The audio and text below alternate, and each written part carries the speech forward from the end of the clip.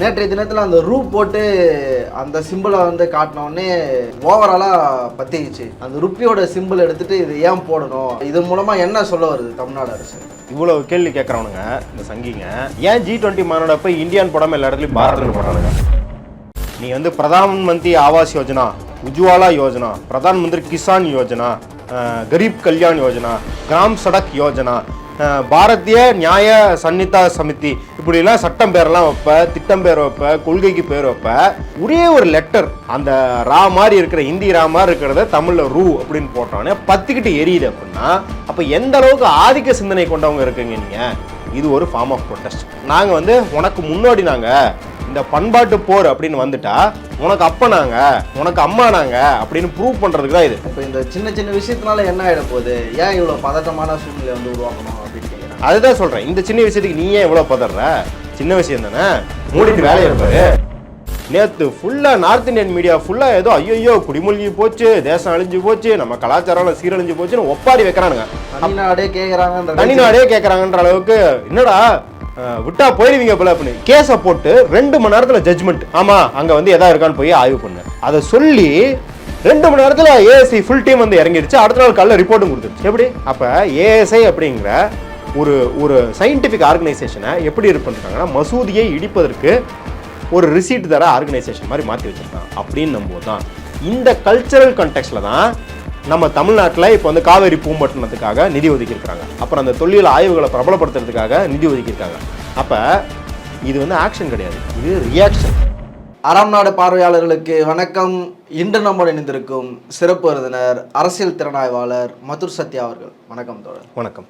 இந்தி திணிப்பு எதிர்ப்பு, மும்மொழி கொள்கை எதிர்ப்பு அப்படின்னு தமிழ்நாடு அரசியலே வந்து ஒரு மும்முரமாக போயிட்டுருக்கு. தமிழ்நாட்டையே வந்து ஆல் ஓவர் இந்தியா வந்து உற்று நோக்கிட்டு இருக்கிறத நம்மளால் பார்க்க முடியுது. நேஷ்னல் மீடியாவில் ஃபுல்லாகவுமே தமிழ்நாடு பற்றிய டிஸ்கஷன் தான் தொடர்ந்து போயிட்டுருக்கு. நேற்றைய தினத்தில் அந்த ரூ போட்டு அந்த சிம்பிளை வந்து காட்டினோடனே ஓவராலாக பற்றிச்சு. அந்த ருப்பியோட சிம்பிள் எடுத்துகிட்டு இது ஏன் போடணும், அதை வந்து இந்திய மீன் பண்ணல, ஏன் அதை எடுக்கணும், இது மூலமாக என்ன சொல்ல வருது தமிழ்நாடு அரசு? அதாவது இவ்வளவு கேள்வி கேட்குறவனுங்க இந்த சங்கிங்க ஏன் G20 மாநாட போய் இந்தியான்னு போடாமல் எல்லா இடத்துலையும் பாரத்னு போட்டானுங்க? அதாவது நீ வந்து பிரதான் மந்திரி ஆவாஸ் யோஜனா, உஜ்வாலா யோஜனா, பிரதான் மந்திரி கிசான் யோஜனா, கரீப் கல்யாண் யோஜனா, கிராம் சடக் யோஜனா, பாரதிய நியாய சன்னிதா சமிதி, இப்படிலாம் சட்டம் பேரெல்லாம் வைப்ப, திட்டம் பேர் வைப்ப, கொள்கைக்கு பேர் வைப்ப. அதாவது நீங்கள் எடுத்துக்கிட்டீங்கன்னா ஒரு 200 பேர் எடுக்கலாம். கடைசி 5 வருஷத்தில் திட்டங்களுக்கும் கொள்கைகளுக்கும் சட்டத்துக்கு பேர் வச்சது.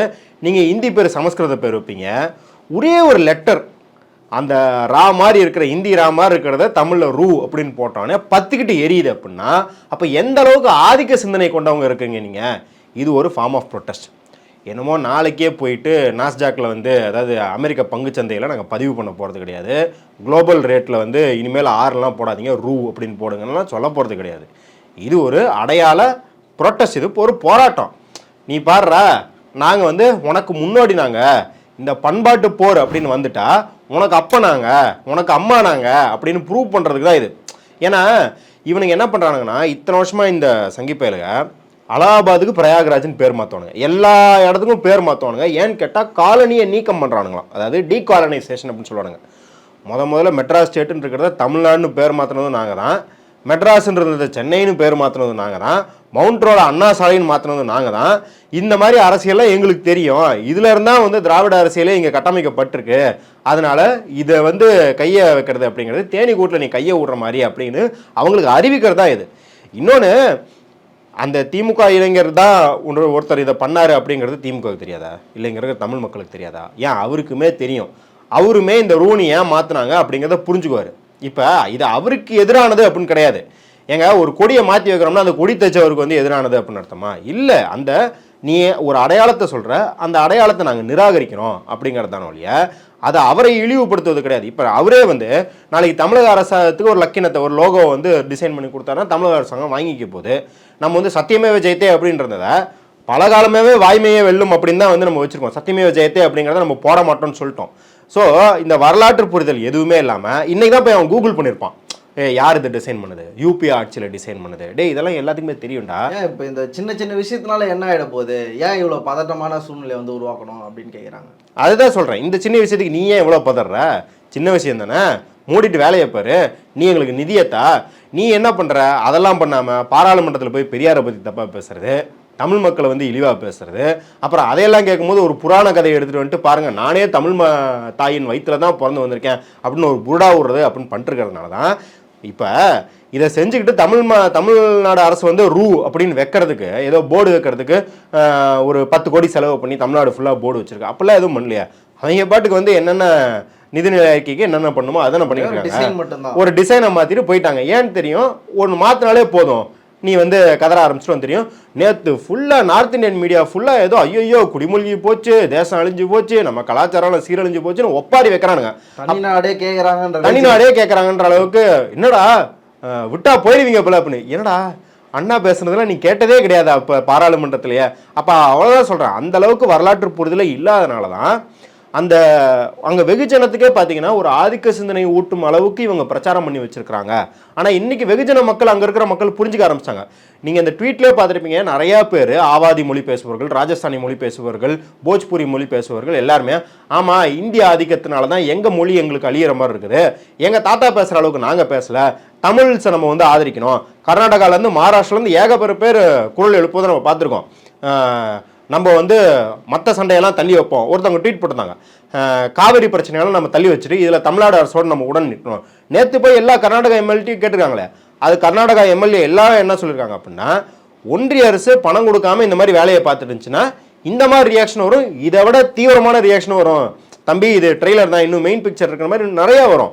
அப்போ உங்கள் வேலையை நீங்கள் சரியாக செஞ்சால் இந்த மாதிரி ரியாக்ஷன்லாம் ஏன் வரப்போகுது? போன வருஷம் மாற்றினாங்களா? 15 வருஷம் ஆச்சு அந்த லோகோ கண்டுபிடிச்சி, 2010 கொண்டு வந்தது அப்படின்றாங்க.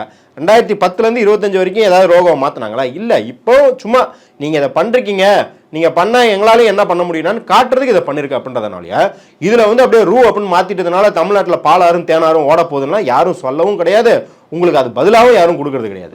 இஸ் தட் யுவர் பண்பாடு, வாட்ஸ் தட் யுவர் கல்ச்சர் அப்படின்னு நிர்மலா சீதாராமன் பேசுறாங்க. இவங்க வந்து 4000 வருஷத்துக்கு முன்னாடி இருக்கிற பண்பாடு கலாச்சாரம் திராவிட மாடல் திராவிடம்லாம் பேசுறாங்களே, இவங்க கதை தெரியாதா? அசம்பிளியில போயிட்டு ஜெயலலிதா புடவை அவுத்தவங்க தானே இவங்க அப்படின்னு பேசுறாங்க. 4000 வருஷத்துக்கு முன்னாடி வச்சு பேசுறாங்க அப்படின்னு திராவிடத்தை இவங்க சொல்றாங்க.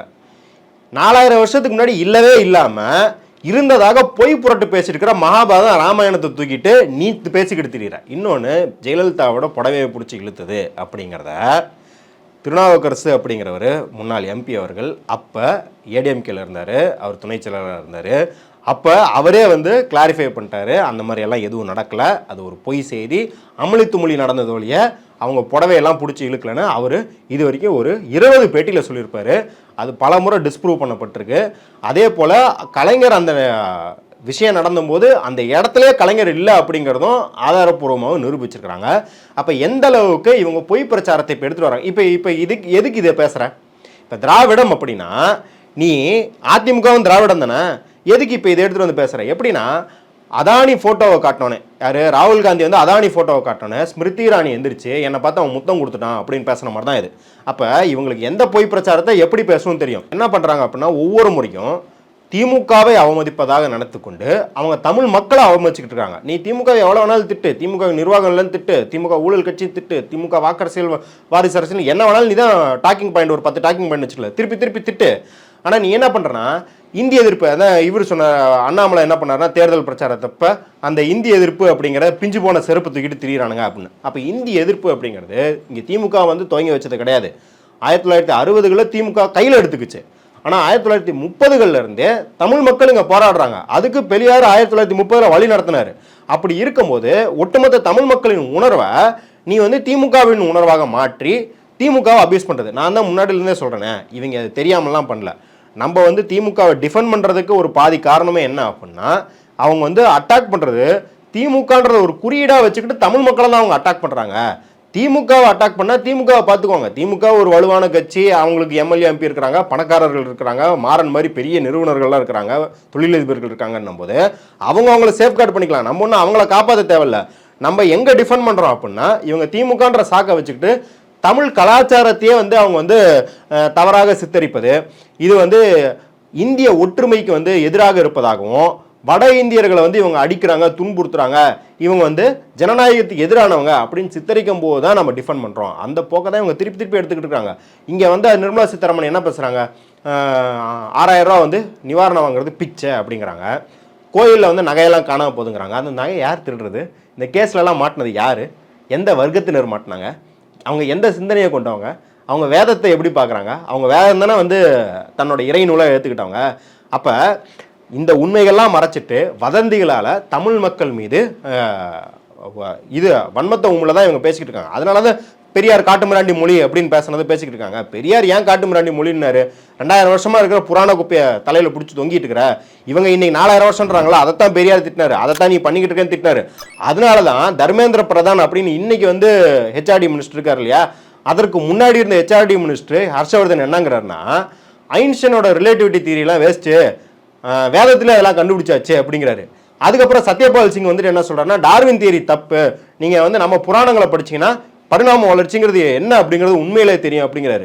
இன்னொருத்தர் ஹர்ஷவர்தன் சயின்ஸ் மினிஸ்டராக வச்சிருந்தவங்க, அந்த ஆள் சொல்றாரு அஸ்ட்ராலஜிக்கு முன்னாடி சயின்ஸ் எல்லாம் ஒன்றுமே கிடையாது அப்படிங்கிறாரு.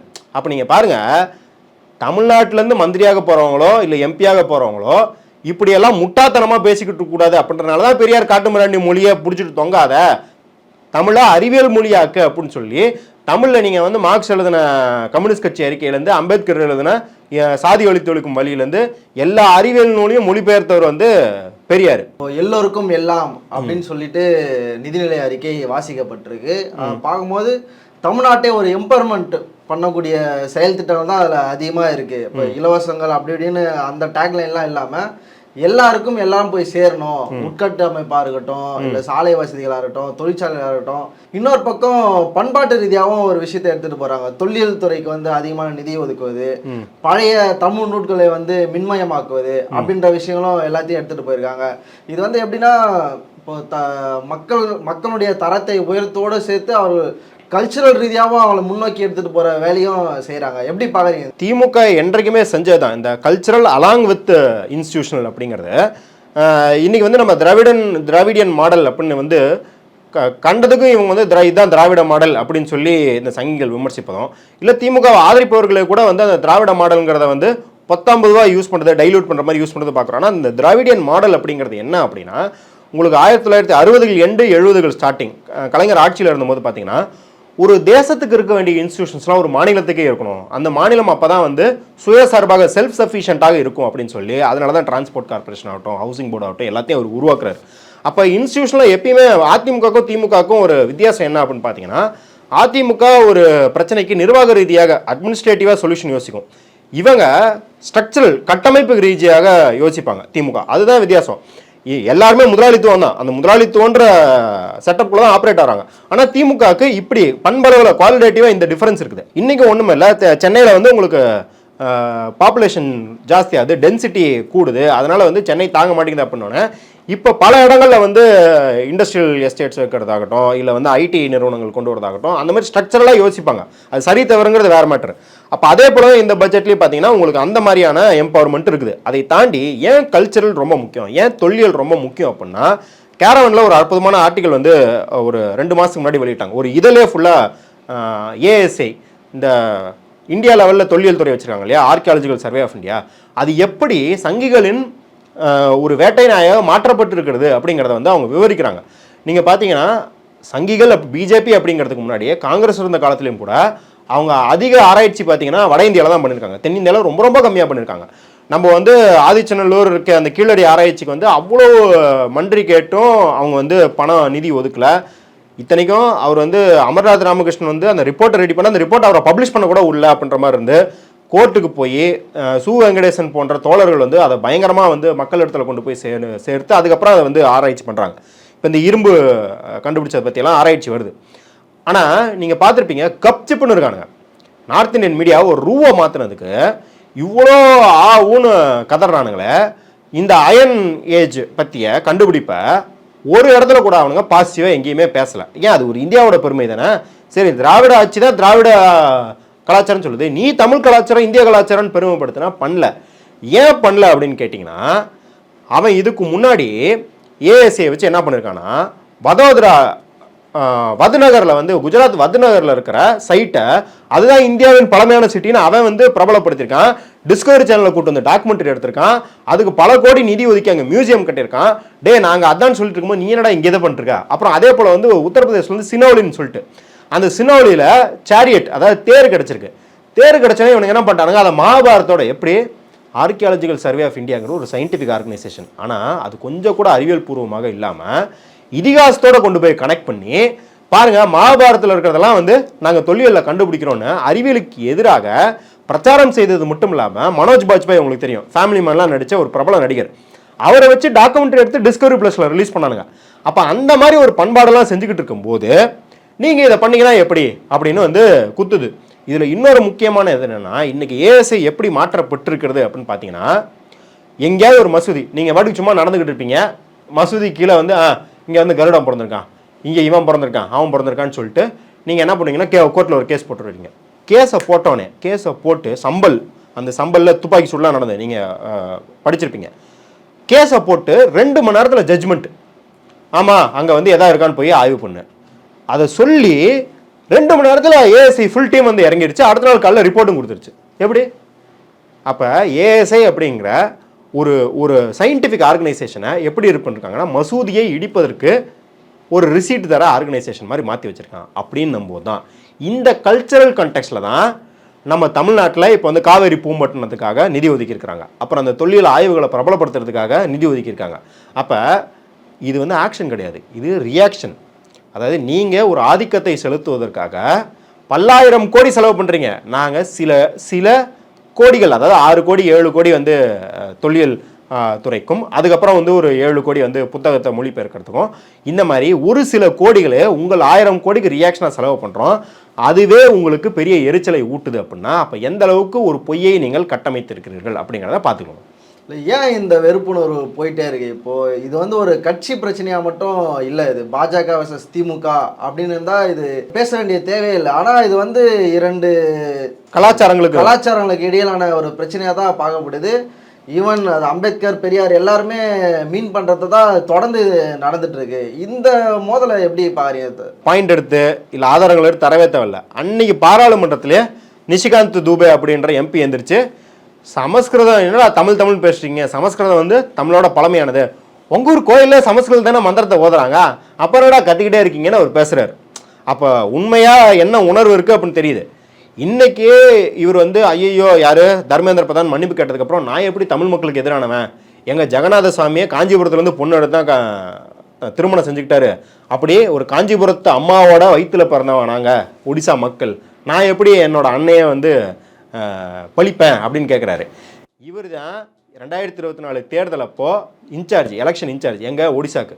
அப்போ தான் என்ன ஆடு போட்டாங்க அப்படின்னா, இவரை பாண்டியனை டிகே பாண்டியனை வந்து விமர்சிக்கிறதுக்காக ஒருத்தர் நல்லா பட்டு வேஷ்டி பட்டு சட்டையெல்லாம் போட்டு பட்டு அங்க வசத்தெல்லாம் போட்டு, அதாவது பார்க்குறதுக்கு தமிழ் ஆள் மாதிரி இருக்கணும், அந்த மாதிரி ஒரு ஆள் போட்டு விபூதி வச்சுக்கிட்டு அம்மா அப்பா அப்படின்னு பேசிட்டுப்பான். எப்படி இந்த வட இந்தியர்கள் தமிழ்நாட்டுக்காரன் அப்படின்னு ஒரு ஸ்டீரியோடைப் பண்ணுவாங்களா அந்த மாதிரி பேசுவான். பழைய சோறு கொண்டு வந்து வைப்பாங்க, இலையை போட்டு பழைய சோறு ஊற்றி வலிச்சு நக்கிட்டு இருப்பான். அப்புறம் வந்து மோடி அவர்களே இங்கே கஜானாவோட சாவியை எடுத்துக்கொண்டு போய் தமிழ்நாட்டில் திருடி வச்சுட்டாங்க அப்படின்னு, நீ பாண்டியன்னு திட்டு, எதுக்கு தமிழ்னு திட்டுற? அப்போ தமிழ் மக்கள் மீதான இழிவான பார்வை எப்படி இருக்குன்னு எல்லாத்துக்கும் தெரியும். இன்னொரு தருண் விஜயன் இருந்தார், எல்லாம் மறந்துட்டு இருப்பாங்க. அவர் ஒரு சில வருஷத்துக்கு முன்னாடி இனவாதமாக பேசிக்கலாமே நீங்கள் அப்படின்னும் போது என்ன தெரியுமா சொன்னார், இந்த தென்னிந்தியாவில் கூட தான் கருப்பினத்தவர்கள் இருக்காங்க, அவங்களோடலாம் ஒட்டு வாழலையா நாங்கள் அப்படின்னு கேட்டார். அப்புறம் திருப்பி அடித்ததுக்கப்புறம் இல்லை நான் திருக்குறளை நேசிக்கிறேன் அப்படின்னு சொல்லி திருக்குறளை வந்து இந்தியில் மொழிபெயர்த்திருக்கேன் அப்படின்லாம் வந்து வடை சுட்டுக்கிட்டு இருந்தார். வழக்கமாகவே இவங்க இதை தான் பண்ணிக்கிட்டு இருக்காங்க. அதாவது இவங்களோட தமிழ், அப்புறம் இங்கே இருக்கிற கலாச்சாரம், இன்னும் சொல்லப்போனால் இங்கே தென்னிந்தியாவில், அது கேரளாவாகட்டும் தமிழ்நாடு ஆகட்டும், அது கம்யூனிஸ்ட் இயக்கம், திராவிட இயக்கம், தலித் இயக்கம், அம்பேத்கர் இயக்கம் எல்லாம் சேர்ந்து உருவாக்கின ஒரு ஜனநாயக பண்பின் மீது தான் இவங்களுக்கு பெரிய ஆதிக்கம் இருக்குது. நம்ம வந்து இங்கே வந்து முன்னாடி காலத்தில் இருந்த மாதிரி தமிழ் பார்ப்பனர்களும் தமிழ் வெள்ளாளர்களும் சேர்ந்து ஒரு தமிழ் தேசியம்னு பேசிக்கிட்டு இருந்தோம்னா இவங்களுக்கு எந்த பிரச்சனையும் இருக்காது. அது ஏன் அதில் ராஜாஜியே ஆதரவாக தான் இருந்திருப்பார். ஏன் ராஜாஜியை ஆதரித்த தமிழ் அறிஞர்கள்லாம் யார்? இந்த மாதிரி ஆட்கள் தானே. இந்த மாதிரி தமிழ் அறிஞர்களை தான் உலகத்திலே பெரிய முட்டாள்கள்னு பெரியார் திட்டினார். அதை தான் இன்னைக்கு நிர்மலா சீதாராமன் எடுத்து பேசுவாங்க. பாருங்கள், தமிழ் அறிஞர்களை திட்டார். அப்போ தமிழுக்கு எதிரானவர் அவர் தான் தமிழுக்கு ஆதரவாக இருந்தார். இந்த தமிழ் அறிஞர்கள் தான் தமிழுக்கு எதிராக இருந்தாங்க. அப்போ நீங்கள் வரலாற்று நெடுக இதை தான் பண்ணிக்கிட்டு இருக்கீங்க. அதோட வெளிப்பாடு தான். நீங்கள் கிருஷ்ணர் இருக்கார் இல்லையா, கிருஷ்ணர் என்ன பண்ணிட்டு இருந்தாங்கன்னா, இவங்கள முதல் வேதங்கள்லாம் பார்த்தீங்கன்னா கிருஷ்ணரை திட்டிருப்பாங்க, அவர் கரு நிறுத்தவர் அப்படின்றத திட்டிட்டு இருப்பாங்க. பின்னாடி இவங்களே வந்து கங்கை நதிக்கரைக்கு வந்ததுக்கு அப்புறம் தான் கிருஷ்ணரை கரெக்ட் பண்ணா தான் இங்கே இருக்கிற மக்களை கரெக்ட் பண்ண முடியும்னு இவங்க கடவுளை அவங்க ஏற்றுக்கிறாங்க. அப்போ நீங்கள் வரலாற்று நடுக என்ன பண்ணுறீங்கன்னா, இங்கே இருக்கிற மக்களை, இந்த பூர்வக்குடியாக இருக்கிற மக்களை, இல்லை இந்த மக்கள் ஆதரவாக இருக்கிற எல்லா கருத்தையும் அன்சிவிலைஸ்ன்னு தான் திட்டிருக்கீங்க. அதுதான் தர்மேந்திர பிரதானுக்கு இந்த ஃப்ராய்டியன் ஸ்லிப்னு சொல்லுவாங்க, அறியாமல் வெளியே வந்துருச்சு அப்படின்றத நம்ம பார்க்குறோம். அரங்கத்திற்கு வந்து பல்லவத்தில் இப்போ நினைக்கிறோம். நன்றி.